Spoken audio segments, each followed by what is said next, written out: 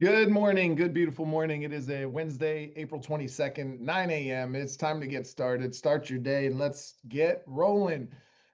Oh, what is going on out there? So what I would love for you guys to do just for the first minute or so is just give me a chat into the chat. Tell me what is going on in your business. Give me a thumbs up, thumbs down, give me a yes, it is awesome. Give me a no, I'm being challenged. Let me know where your challenges are. Are you having some successes with buyers, with sellers, with showings, with open houses? Just kind of give me a little bit of what is going on. Just want to hear the feedback.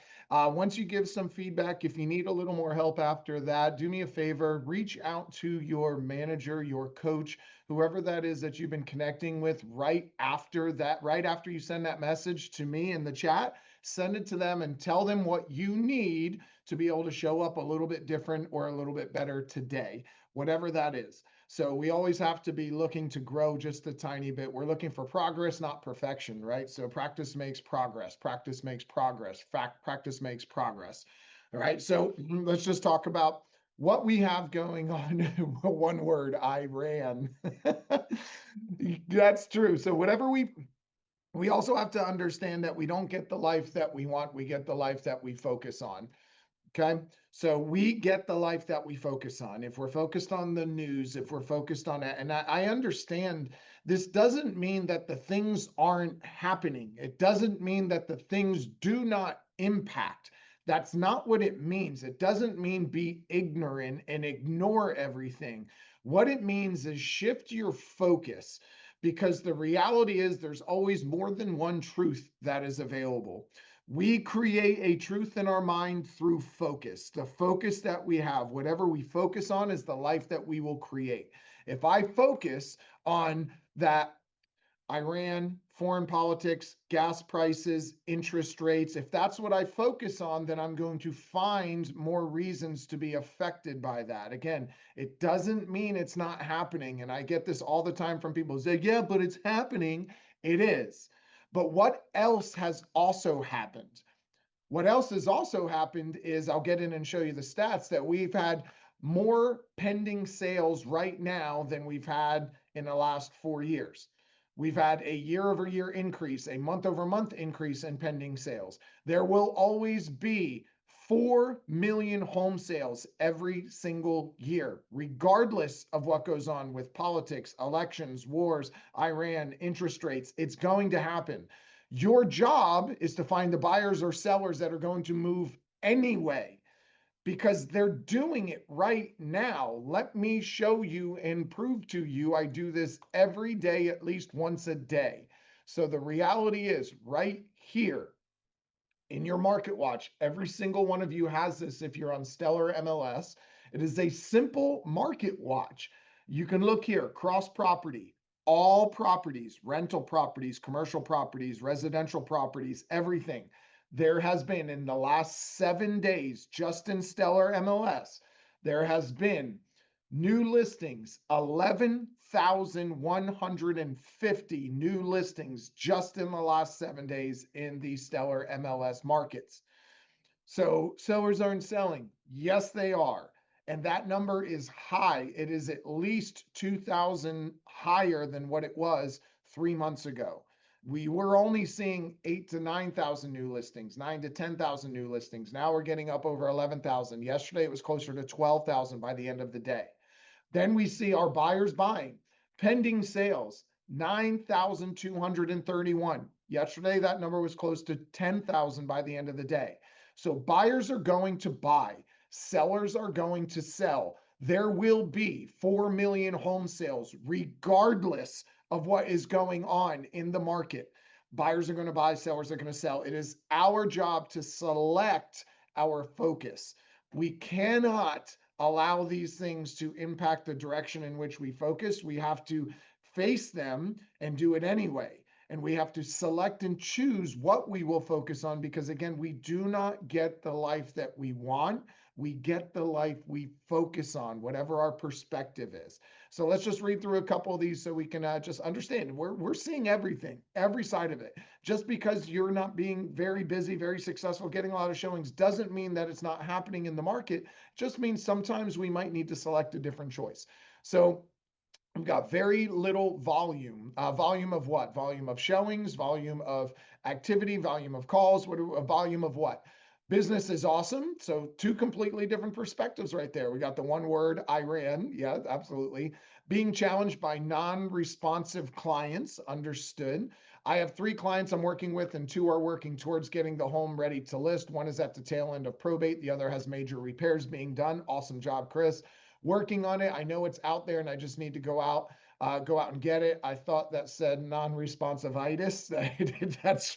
That does feel like what some people are suffering from, the non-responsivitis. Just remember, it takes anywhere between 5 and 8 connections with somebody to be able to start to feel and see them as your client and friend, this feel and see you as their agent. So we have to make sure we're continually following up.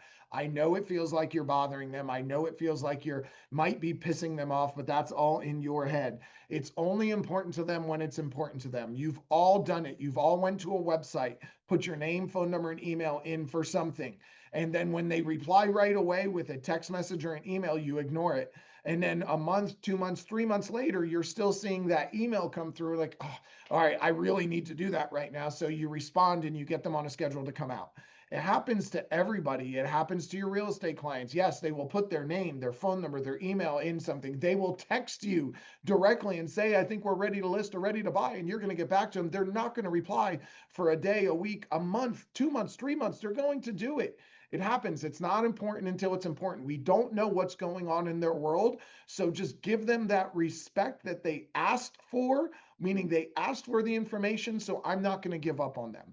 We've had this happen before where they inquired on something, they really wanted to buy something, they didn't answer. And finally, 3 months later, when they finally answered our agent, they said, thank you so much for not giving up on me. My dog died, my family this, my car broke down, my job this, my income here, my savings that, I got hacked.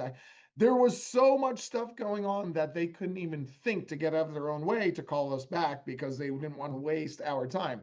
Thank you so much for respecting me and not wanting to waste my time. But next time, I really want to know what's going on in your world. Just make sure, just follow back up with me. Let me know. There's something I may do that I can help, or somebody I may know that might be able to help.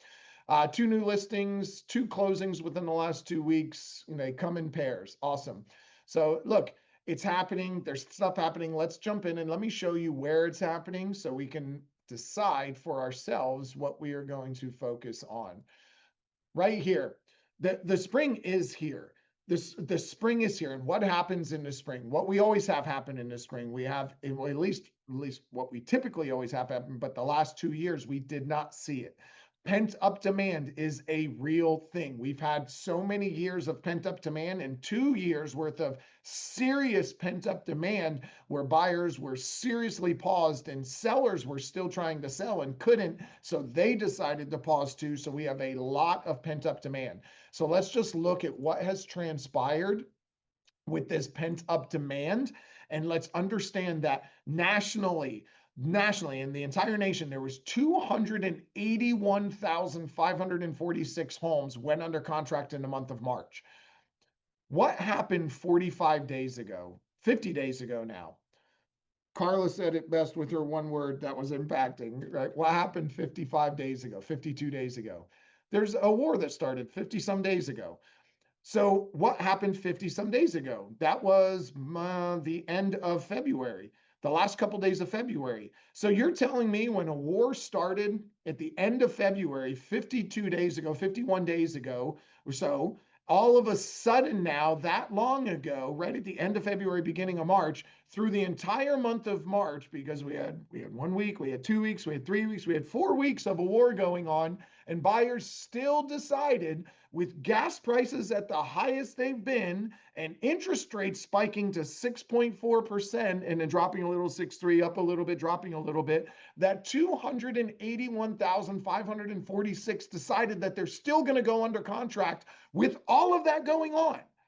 So please, I'm going to be very direct right now. Spare me the war talk about how that's impacting. It is only impacting certain buyers. And my job is to find the buyers that want to buy right now. And they're out there because I'm showing you they are out there. And I'm going to show you where they're buying. They're buying in our area. They're not buying in every other area. They are increasing in most other areas, but not all of them. They're buying in our area. So please, it's our focus that is directing the action. It is not the things that are going on around us that is directing our action. It is our focus. So realize that that number for the month of March is the second highest monthly total since August of 2022. So the second highest monthly total of pending sales since August of 2022, the highest number of buyers that have decided that this is when I need to buy right now. We've been saying it for the last 3 to 6 months that I specifically been saying, I believe this spring is going to be one of the best springs that we've seen in a long time. We are going to see a normal cycle of a spring that we haven't seen in at least 2 years. And it's already happening. The highest number of pending sales since March of 22. It's the highest March in 5 years. That is absolutely crazy. So they're out there doing it. What are the headlines saying though, right? The headlines are saying gas prices at all-time high, interest rates spiked to 0.5%. But regardless of that, 282,000 buyers still decided to sign a contract knowing that interest rates went up, knowing that gas prices went up, knowing their expenditures every single month were going to go up, and they still decided. Why? They're making these decisions because they need a place to live. They know they're going to spend $2,000, $2,500, $3,000 a month on rent, on a mortgage, on something. And they know that real estate is a good investment. And if the stocks are going down, real estate usually goes up. So when people get in a position of fear, they start pulling back on their investments. Real estate is something you need all the time. So real estate it's really your safety net, but it is also that investment as well. So they're still making those decisions. What else has been going on? Zillow reported that in March, their page views and searches per listing were up 32%. That's a 1/3, a 32% increase in page views. So that means that many more buyers are out there looking, which always correlates to more sales, which it absolutely has, the highest number of buyers going under contract. The buyers didn't go away. They're hungry. They're tired. This pent-up demand is really just hitting them, and they're ready to make a decision. They're ready to make a move. Who are they going to call though? They're going to call the name that they click on Zillow if you're not the one talking to them. They're going to call their friend's sister's cousin's brother who just got a real estate license because that's who they just saw because you haven't called them in 2 or 3 months. That's who they're going to call. That's why we need to be the one that makes the contacts. They're not going to respond. They're going to respond when it's important to them, but we need to be the ones that continue to reach out, right? And so the agents who have listings are the ones who are going to break loose. So listings is the name of the game. If the buyers are increasing their page views by 32%, that means you need to have the pages for them to view, which means you need to have the listings for them to view.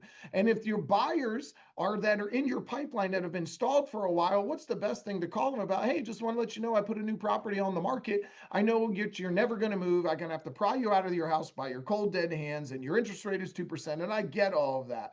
But I'm just curious, who do you know that might be looking to move into a neighborhood that's right around you? Because my listing is right around the corner. You know anybody that you'd like to make your neighbor? Do you know anybody getting a job, having kids? You know anybody making any of those transitions? I would love the opportunity to have a conversation. Keep me in mind. That's all our job is. Start stacking listings, start having more reasons to reach out, start creating those opportunities. Because even here in Florida, so that was the national number, 282,000 pending sales in the month of March, pending sales, new pending sales. But in Florida, single family home sales are up 5.9% in March. So single family home sales have increased.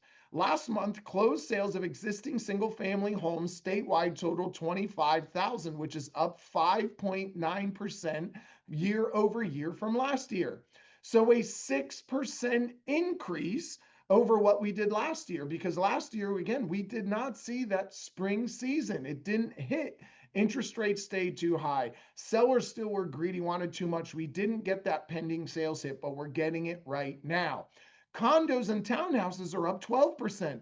That is a huge number because condos and townhouses for the last 2-3 years have been down 9 to 12%, and now they're up 12%.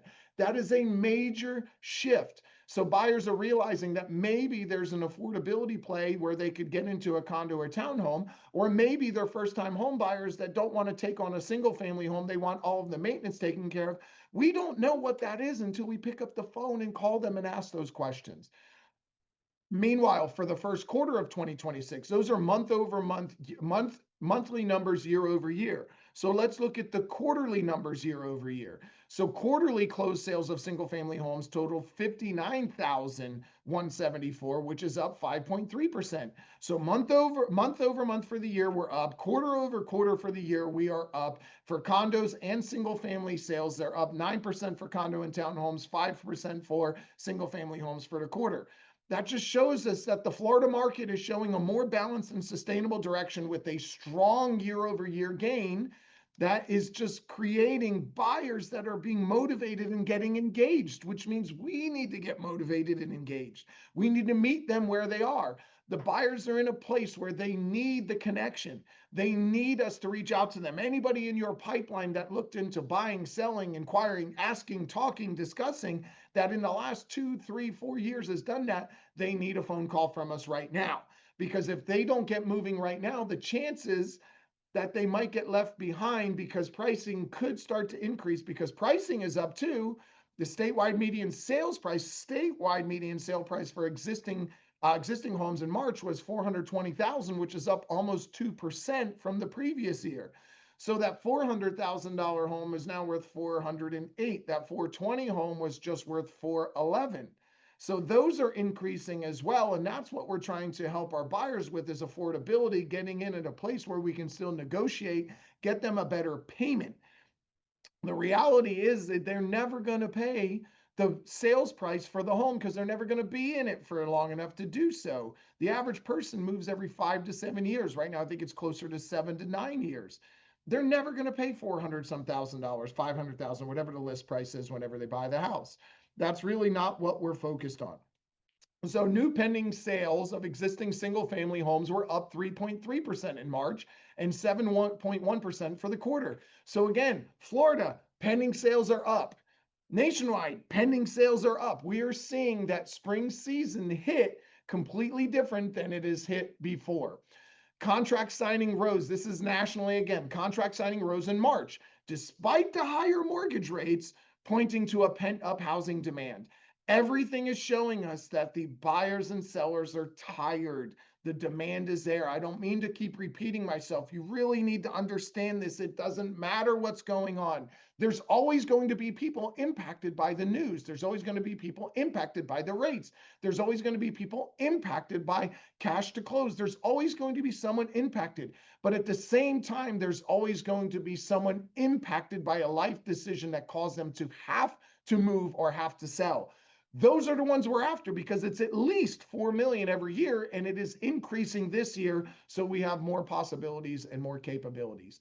Nationally, pending home sales in March increased by 1.5% from the prior month. In Florida, they're up 3.1%. So in Florida, we are increasing greater than the national average. A good number of markets in the South experienced price cuts over this past year to generate sales because buyers were not quite as active.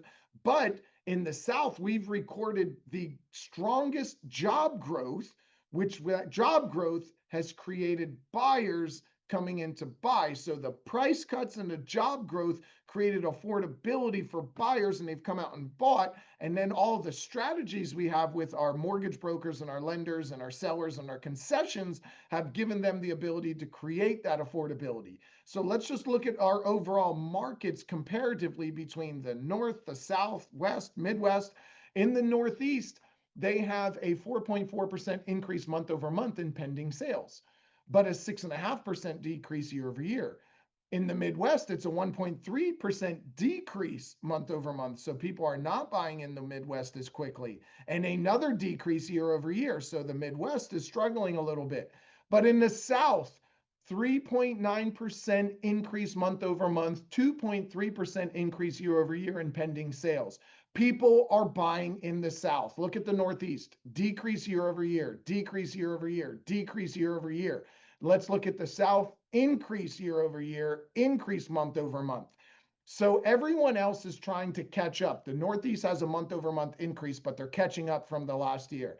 The West has a month over month decrease and a decrease year over year. Same thing with Midwest. The South is where it's happening. We are leading in those sales. That means there's more buyers and more opportunity for sellers. It is there. It's right here at the fingertips. You need to get out and see that. I just showed these numbers, 11,148 new listings. Pending sales, 9,231 pending sales. Sold, 6,000 solds. It's there. Why are we doing? How are we creating this? With this, we just need to change the basis. Change the basis point for your buyers. It's not about the rate. It's really not about the rate. Why? Because the rate doesn't impact them. The rate does not impact them as much. The average 30-year mortgage right now is actually 6.3 to 6.36. That's the average. But even on the high end, compared to what it was at 599 and 6.4, the difference is only $106 a month. Your buyers, the majority of your buyers are not as impacted. They are focused on 6.4 when they should be focused on, if you were getting into the house that you really wanted and out of that problem. This is where we as salespeople create motivation.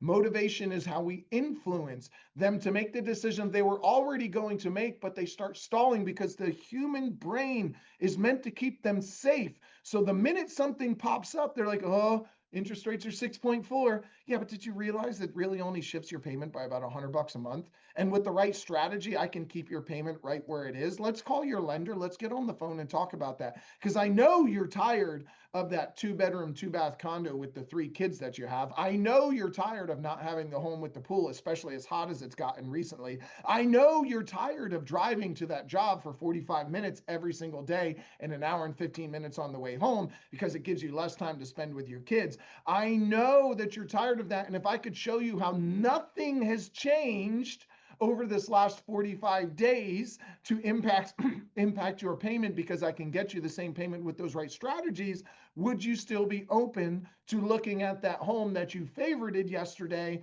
or the one you sent me on Zillow the other day, but right after that said, yeah, but with rates the way they are, I don't know if it's going to work? Would you be open to having that discussion? Our job is to create influence. That's what we are trying to create, is influence, having those conversations, right? So here it is. Let's talk about how we do that. This was from one of my lenders this morning. He sent this out to a bunch of people. Some of you are probably on his email. Said it's not about the rate, it's about their payments or their cash, the leverage that they are having to generate for savings. He had a conventional loan that had a 763 score and it was 351,000.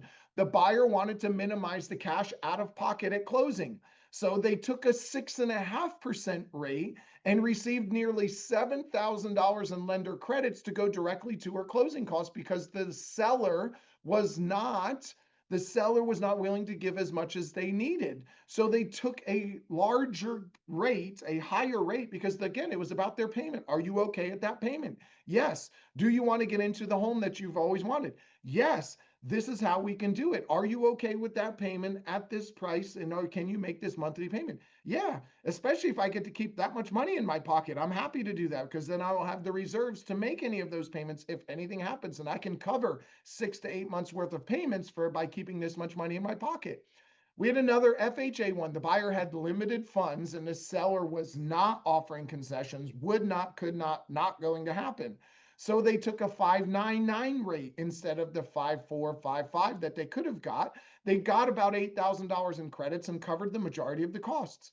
Then there was a VA where they got plenty of funds. They had numerous funds to cover. So they started using a discount. They just used $1,200 in discounts to get the rate down an extra 0.25%. Put them in a better position. They're never going to pay the full price. We always hear our buyers talking about I'm not going to pay 410 for that house. There's no, I don't pay full price, or I need a bigger discount. I want it for 400, or whatever the case is. They're never going to pay the $400,000 for the home. They're going to pay the $3,000 a month for a year, which is $36,000 a year. And if the average person moves every 5 to 7 years, they're going to pay $150,000, $160,000 for the house. That's what they're going to end up paying, $150,000, $160,000, $170,000. They're not going to pay $400,000. So the $10,000 becomes more insignificant when we focus on the payment. And what if I can use a $10,000 credit to get you a better payment so you pay $160,000 instead of $170,000 over the next 5 years? That's where our focus needs to go. Your down payment and closing costs is merely leverage to generate more forced savings. So we get the right combination of down payment, closing costs, credits, rates to create a forced savings scenario where they're buying their equity with their down payment and they're buying equity with their payment, and we're forcing appreciation over time with 5 to 7 years of living in a home by the time they sell. And now all of a sudden, this is the best decision because they're going to rent something and pay that money anyway. Why would we not create a forced savings and appreciation strategy that's going to put them in a better position, right? Look, if we're having trouble with our mindset, if we're getting stuck, this is where we need to focus. Your keys to change. We need to identify, interrupt, and replace. Identify, interrupt, and replace. So that is just predicated on us having something to replace with, which means we need to know what our outcomes are, know what we want, know why we want it, take massive action. But identify, interrupt, and replace. That's how we create change. If you don't like what you're getting and you want to change it, we need to identify where the block is, identify what the trigger is that's keeping us in our safe mode and not in our success mode. What is the trigger that keeps you there? Is it opening up my social media and scrolling? Is it watching the news? Is it a mindset? Is it certain people that put us into that? Identify what that is, interrupt that pattern.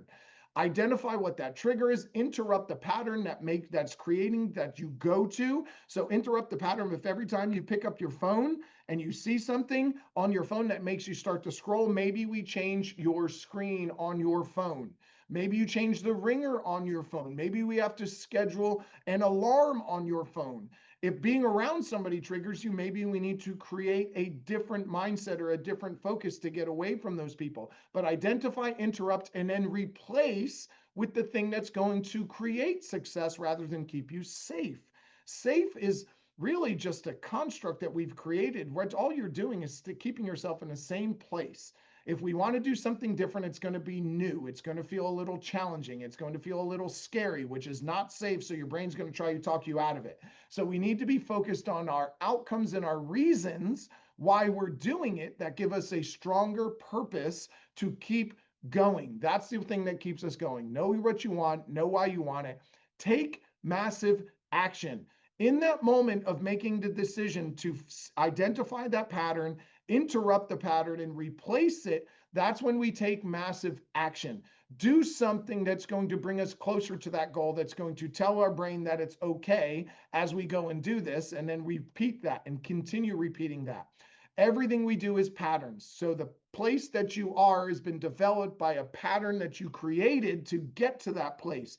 That mindset is just a pattern. That focus is just a pattern. So every place that you are was created by a pattern in our mind, in our emotions, and in our body in an attempt to keep us safe rather than successful. So we need to identify what we're doing, interrupt the pattern that's gotten us there, replace it with something that's going to get us to that next step. Replace, identify, interrupt, replace. Identify, interrupt, replace. That is our focus for today. The market is going to market regardless. It's going to be up to you. Whoever you bring to the table is the outcomes that you're going to create. If who you're bringing to the table is focused on all of the challenges, all of the issues, then I guarantee you're going to create a few more of those. This is just a simple perspective, focus, and mindset. If we can shift, identify, interrupt, and replace to get to a better place, which means that we have a goal and we have a focus and we have a purpose and a reason why we're doing it. When we pair all of those together, we create outcomes much faster. If you need anything, please, please, please reach out, give us a call, let us know what it is, get a hold of your coach, get a hold of your manager. Anybody who chatted in, any challenges that you have, do me a favor. Get on the email, get on the phone, get on their text and send it to your manager right now and ask them, what can I do today to overcome this right here, this challenge, this pattern that I'm having? If you need help with that, we are available. We are here. Let me know. I hope you guys have an awesome and amazing Wednesday. It is April 22nd. Make it a great day. Thank you.